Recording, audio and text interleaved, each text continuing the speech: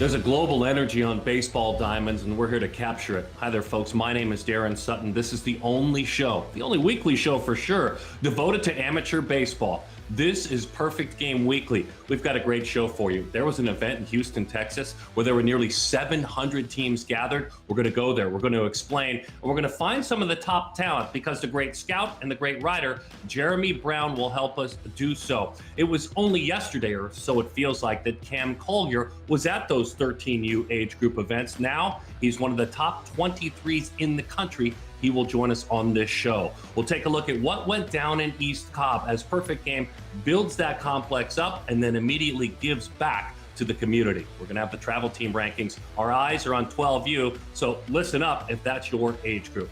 Let's start in Houston, Texas.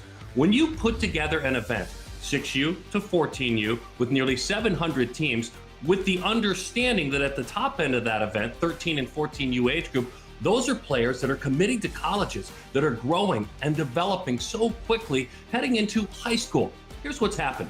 Over the last couple of years, Perfect Game, led by Jerry Ford and his vision, they've laid their eyes on that 13 and 14U age group. The All-American Games, the 13 and 14U Select Festivals, the regional and national showcases at those age groups, but combine it with diving deep into the youth game, going down market, as they say, 6, 7, and 8-year-olds.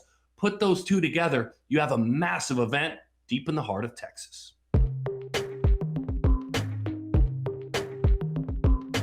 We've been running this tournament for about 12 years. This year is the first year we ran it with Perfect Game, and it's been fantastic.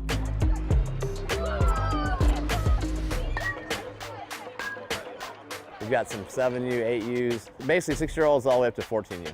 It's just grown into a monster. Last year we had 531 teams from about 15 states. This year we've got 689 teams. They came in, I think, for 25 states. We'll only be the best if you play the best, you know, and being that there's over 600 teams here, we wanted an opportunity to participate.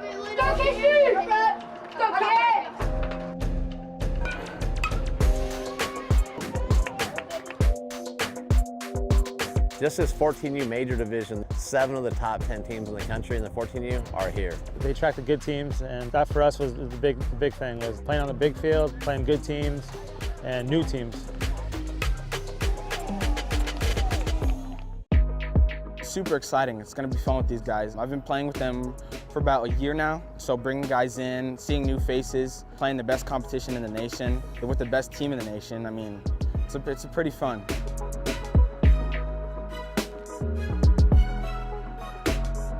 The professionalism that Perfect Game has brought has just been incredible. With the staffing, we're doing diamond casts this year, doing scorekeeping on all the major fields. We've got better player profiles for the kids, ways for them to track what they've been doing. It's all about the boys, it's all about the sport, it's all about having fun, so really appreciate the program, really appreciate the experience. We're just out here having a good time. The kids want to have fun. What's better than playing baseball? Team what are we? Ballers, what are we? Team Extreme, what are we? Ballers.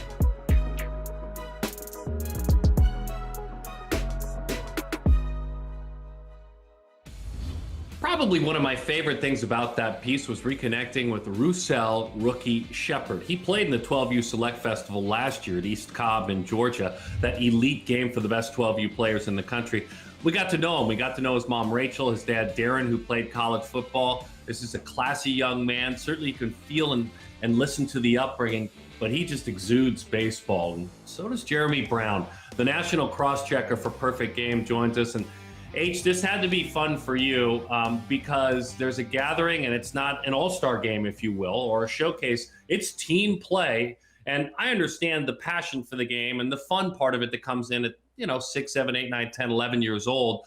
But there are some eyes on players like a rookie Shepard. When you know an event like this is being played and some PG scouts can stop by or college coaches can watch the stream, they're looking pretty closely, aren't they, at some of these top 13 and 14-year players? Absolutely. I mean, it's still really early in the process, but just to gather names at this point, if you're in the Las Vegas area as a coach and you get rookie's name, it's obviously with his skill set already being what he is physically. I think his career average is about like 600, 618. At that NIT tournament in Houston alone, he hit 500, 5 base hits, none of them were singles. It was 4 doubles, 1 triple. So you're talking about a really advanced bat, and being able just to identify him this early as a college coach, as us as a scout, being able to track him through the years, you get to see what he improves on, where his game develops, and not just that he can always hit, but what else can he do? So these, with regard to these ages, aren't playing high school ball. They're not in high school yet, so they're able to play travel ball this time of year. But then summer rolls out, and so I'd love to ask you about maybe a couple of guys that stopped by that huge event in Houston, Texas, that we may hear again from later, whether it be at a regional, national showcase, or even at a select festival as an All-American. Yeah, I mean, like you said, the event itself was huge. There were players from all over the country. Kind of a really good kickoff. Learn some of these names at the beginning of spring, track them through the summer. Some of them already came into the event knowing about them, like the Travis Friends and Masa Chilcuts, the kids that were in last year's 13U Select Festival, or even jumping down a year, like with Rookie or Josiah Andrade. You have the 12U who are making the transition to the 13U field, which is arguably a really important look right now, just to kind of see how they make that jump from the smaller field to the bigger diamond. But you also have players. We actually just expanded our 2025 rankings to 70 players deep. And as you look through it, a lot of those players were at the national NIT tournament in Houston, whether it be like somebody like a Mason Pike, who from the state of Washington, a left-handed hitting middle infielder, that really kind of cemented himself as a look-at-me type bat, middle infielder. Then you have some of the other quote-unquote famous names, like a Luke Papineau from Ohio. He came down, I think he was up to 83, 84 from the left side. And it was a lot of really good looks at players, whether it be for the first time, a second time, or for some of them, a double-digit time already in their young careers. It's interesting. I'm going to ask you about a guy like Papineau, who you mentioned, and give us some perspective, please. When you have someone who's 13, when you have someone who's 14, and you throw out that 80-plus mile-an-hour number, what does that tell you to project down the road? Because it feels to me like, as a former high schooler who only got up to the high 80s and who pitched professionally, what does that number mean when you're that young and still comfortably, easily able to touch 80 and above? It's impressive. I mean, we know the velocity's on the rise in the big leagues. Everybody seems to throw 100 these days. And you're seeing the trickle down all the way now with the specific type trainings that you have. I mean, not everybody's going to be a Sam Kozar at 6'6", 230, throwing 90 when they're 14 in Jupiter. But with somebody like Papineau, you can look at the body itself. He's relatively young for the grade. He's a younger 2025. Just the arm speed, how the ball comes out. I know Jared Goodwin really even likes the bat. So you're looking at a potential young two-way, speaking to the athleticism. And when you get kind of all these little, I always say, pieces to the puzzle, you start to build upon who Luke Papineau is as a prospect and every other prospect at this age. Any other names you'd like to mention before I have one specific older player I want to ask you about? Any other names that you heard about in Houston, Texas that you want to share with us? One that we knew about, but since our scouts out there were kind of getting to see that age for the first time, was Luis Almeida. He's currently ranked number 4 in the country. I mean, everything about him is what you want to see in a young prospect. He's added strength. He's super advanced defensively. Just the way he moves about, the hands out front, the arm strength's a big weapon already. And you don't want to detract from what he brings offensively either, because it's a right-handed swing. There's plenty of pop to it already. And he's just the type of player that as he continues to mature physically, you're going to see top of the scale tools from him out of New Jersey. So I can't let you go without utilizing your wisdom and depth at this age group. There's a player who used to be talked about in this age group, who's now the top position player in the 2023 class. His name is Cam Collier. There was a time where Cam was this and a little more this. Now he's getting this and getting longer. He's going to join us live here after you get done with your segment. So please give us your perspective on who he was when he was 13 and his evolution to where he's an elite player today. So I first saw Cam at the main event showcase. It was the very first ever 14U one, maybe 3 years ago it would be now. And somebody from that area, from Illinois, had told me, hey, Luke Collier's kid, let me know how he is. And you're like, all right. And BP under the lights at JetBlue, I think after 2 swings, he ended up putting a couple liners off the wall, the monster, which for him being a left-handed hitter was opposite field. It's like, holy cow, that's different. Then the bat speed, you get a catching that bat in game. He turned on a ball for either a double or a triple to the pull side over at the fiveplex. You're like, well, this is special. And like, just as I said with the NIT, that served as your first look. You make sure to go see him throughout the summer. Ends up committing to Louisville. He comes to the festival, hit a ball in the upper deck during the home run derby at JetBlue, above the retired numbers. And I mean, really the rest is history. He keeps refining his overall game. The power is some of the best in 2023, and he's an A-plus kid on top of all of it. So if you're looking for a prospect with all the tools on and off the field, Cam's definitely your guy. My friend, thank you for your insights at the younger age group and helping us gain some perspective in advance and talking to Cam Collier. Absolutely. Thanks, Sut. Great insights always from Perfect Games National cross-checker Jeremy Brown, an incredible scout and a writer, and has his hand on the pulse, especially that 12, 13, 14U age group. When we come back, we will have our conversation with Cam Collier. He'll invite us into his home. We'll get to know who he is becoming, that big league pedigree, but may turn out to be even stronger when he reaches the higher levels that his dad Lou. Glad to have you with us. The only show devoted to amateur baseball. This is Perfect Game Weekly, presented by Rawlings.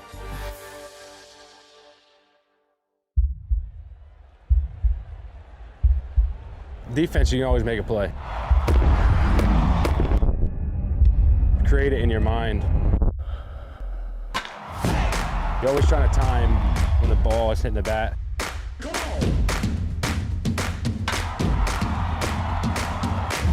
Wherever I am, I know where it is.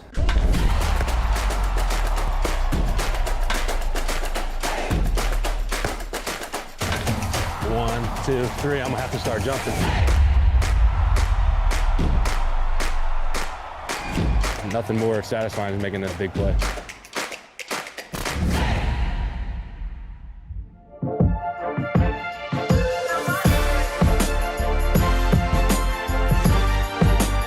Perfect Game Weekly, Yeti, built for the wild. Weekly travel team rankings this week, 12U. Bottom right, MVP hustle at the 9 spot. Leo Ruiz, Marcos Casillas, the leaders there. That number 17 out of Houston. I love Lash Henderson on the ZT Elite team. This is a 12-year-old who's 5'11", and his dad Michael played football at SMU. 16, East Cobb. We'll talk more about that East Cobb team. There's a player on the team by the name of Win Hoots. Is there a better baseball name? And oh, by the way, he had a 478 on base percentage last year. And on the left, Pico Rivera, California, ZT Elite Cali went 24-1. And the line drive 12U black team, there's a player there for the Pooler, Georgia team by the name of Hunter Klesko. You older baseball fans remember Ryan Klesko? That's dad. Mom is Kelly.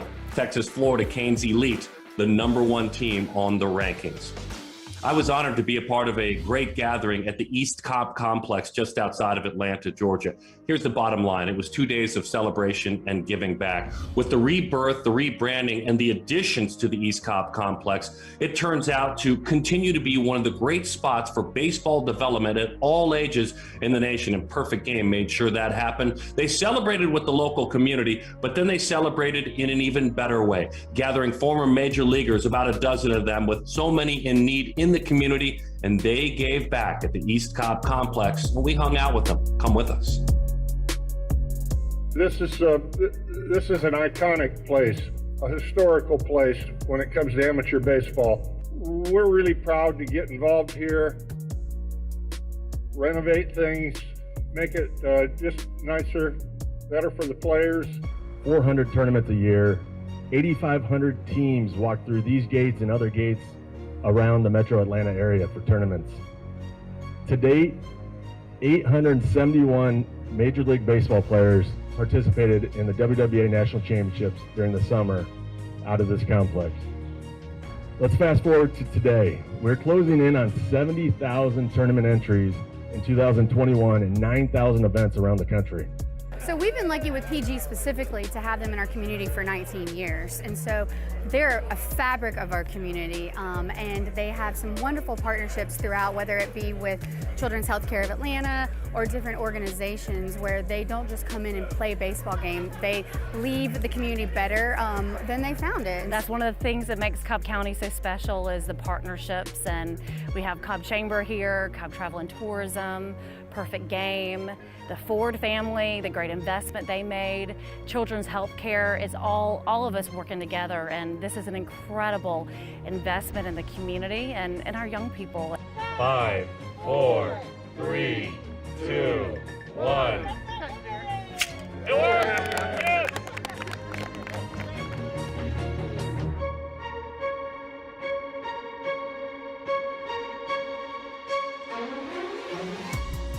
And look, we could see the impact on the community, which is the most important thing, those young athletes getting a chance to get out of urban Atlanta and get a chance to really play baseball, get some new equipment. But there's big East Cobb economic impact of, close to $140 million with those teams coming in. What was it? 8,500 teams annually come through the East Cobb Complex.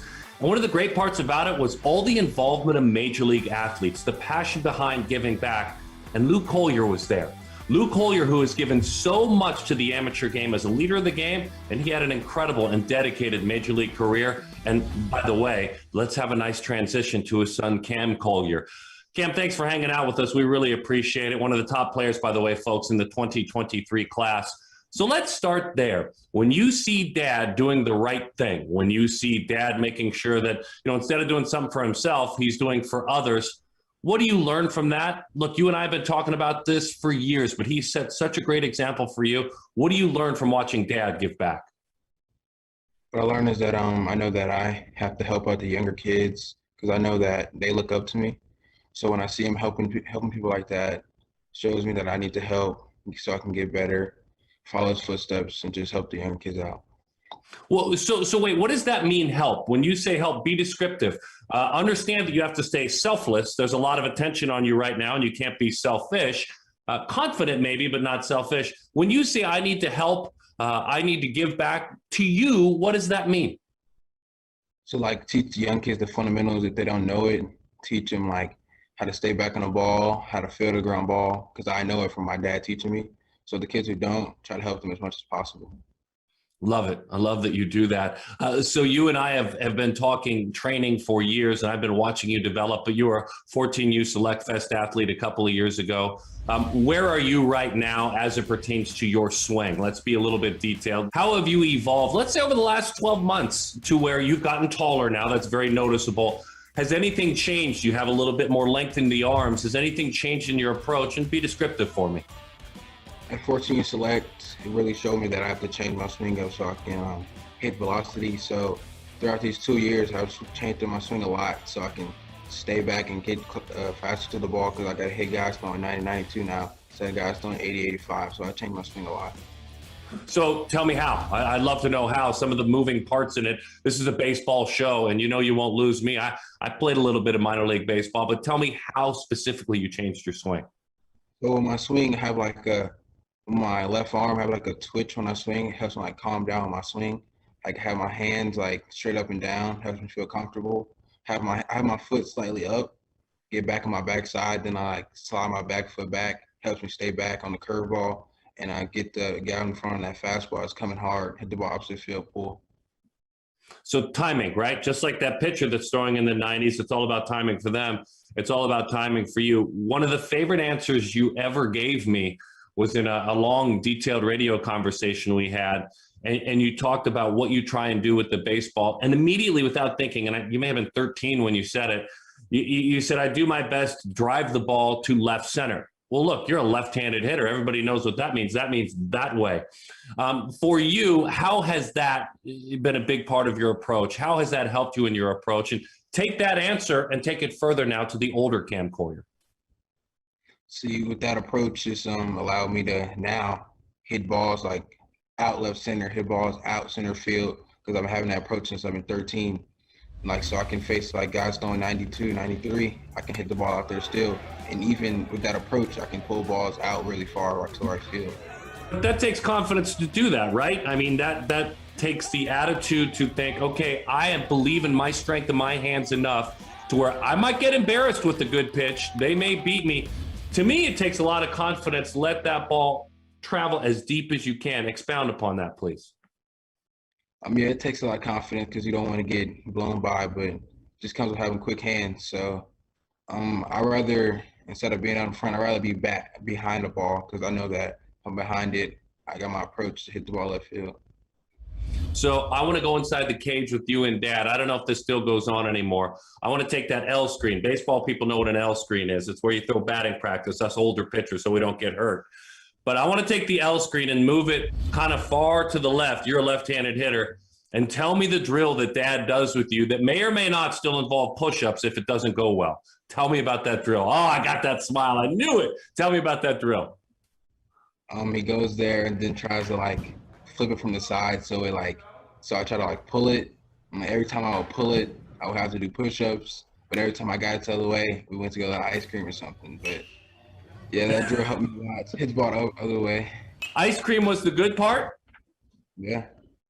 All right, and so that helped you drive it the other way. We've talked a lot about that, and we always do, but I want to know about your mom, Malika. I know she's very successful in what she does, and as I understand it, a lot of that laser focus that you have comes from her. So introduce me to Mom. Tell me a little bit about the impact, what you carry forward, in honoring her. Yeah, my mom is my biggest supporter. She's the reason I push myself every day. She's very successful, and she keeps me on top of my grades, type of working out, always holds me accountable. So I think that helps me a lot with baseball and my practicing. How rewarding, Cam, has it been to have high school baseball this year, to have your high school season? You're age-wise one of the babies on the team, but you're an important player. How rewarding is it? Those are the guys you hang out with, you study with, you pass, you fail classes. Hopefully you don't fail, but you grind through classes with. How rewarding has high school baseball been, Cam? A lot, because this is my first year actually getting experience in it. It's been fun playing as a team, going to school together, practicing together, running together. It's been fun, exciting, because we've been doing well this year. It's a new experience. So you come into that role, you're 16 years old, you have big responsibilities, you have fun with your squad, and you enjoy that opportunity to play with them. What are you looking forward to having happen in the summer once we get past this great high school season? I had a decent summer last summer, so I want to have a better summer this summer. Like playing some 7-2 tournaments to see how I stack up against that competition and just see how well I hit and play defense and pitch against older competition. So pitching, let's touch on that. You touched 93 last summer. I love, by the way, folks, how he calls it a decent summer. All tournaments, most valuable player of the 15U WWBA, touched 93 on the mound. You call that decent. That's staying humble. Tell me about the pitching side of you, how long you want to foster and develop that. We know you can hit. You're going to grow as a hitter. How much do you want to continue to pitch? I want to continue to pitch as long as I can because I have so much fun on the mound. It's something I started working on really my freshman year of high school because I saw the velocity. But I want to continue pitching as long as I can.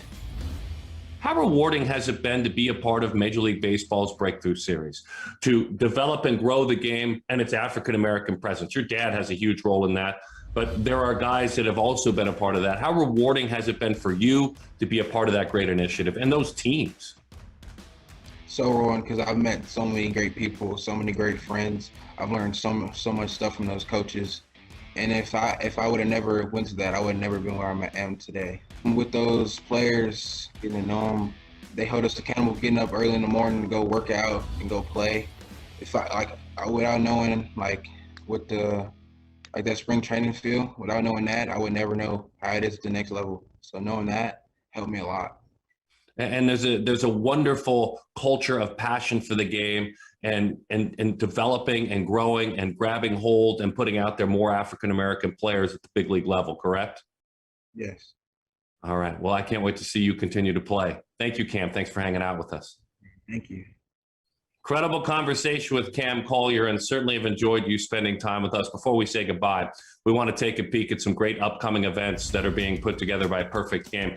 We've had a lot of focus. Cam knows what it's like being a part of the 14U National Showcase, but these upcoming great showcases and find one near you if it's part of your journey as a youngster. Tennessee, Florida, North Carolina. I'm biased here in Arizona, Surprise, Arizona. And the great, speaking of the MLB Breakthrough Series, the MLB Youth Academy in Kansas City, Missouri, What an opportunity to play at that historic field. And while you're there, you can take a visit to the Negro League Museum as well. The upcoming schedules for Perfect Game. I want to thank all of our great guests, certainly the insights of Jeremy Brown, the entire Perfect Game team at East Cobb, and a wonderful conversation with Cam Collier. My name is Daron Sutton. Thanks for spending time with us every single week.